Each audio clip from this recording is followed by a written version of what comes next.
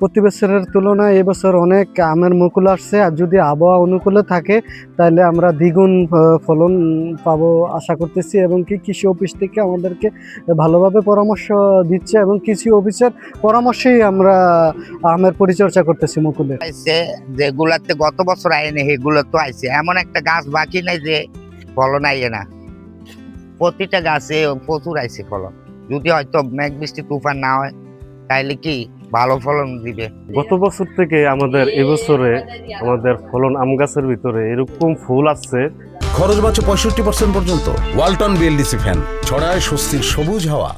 আমাদের ফল আগামী দিনের আমাদের আম ভালো হবে। বর্তমানে আমাদের কচুয়া উপজেলাতে এবার প্রচুর পরিমাণে আমের চাষ হচ্ছে এবং আম গাছে বর্তমানে কিছু ক্ষেত্রে মুকুল অবস্থায় আছে, অনেক ক্ষেত্রে আমের গুটি অবস্থায় চলে এসেছে এবং আবহাওয়া আমাদের জন্য উপযোগী অবস্থায় আছে। রৌদ্রোজ্জ্বল আবহাওয়া আছে, কোনো প্রাকৃতিক দুর্যোগের সম্ভাবনা এখন পর্যন্ত নেই। এই অবস্থায় আমাদের মাঠ পর্যায়ে যে সমস্ত উপসহকারী কৃষি কর্মকর্তাগণ আছেন তারা কৃষকদের পাশে থেকে যথাযথ পরামর্শ দিচ্ছেন।